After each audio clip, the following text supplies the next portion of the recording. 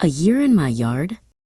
I live in a cozy house with a little yard all around it. In my yard, there's soft green grass and a colorful garden. A path leads to my front door, and a driveway goes to my garage.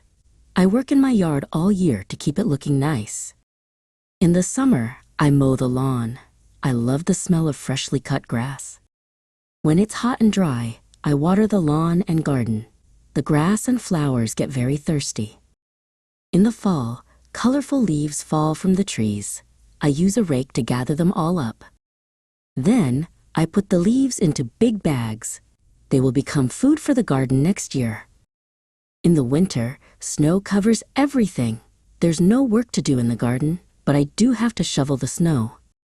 I clear the snow from the sidewalk and driveway so I can get to my house. Sometimes it snows a lot. In the spring, the snow melts away.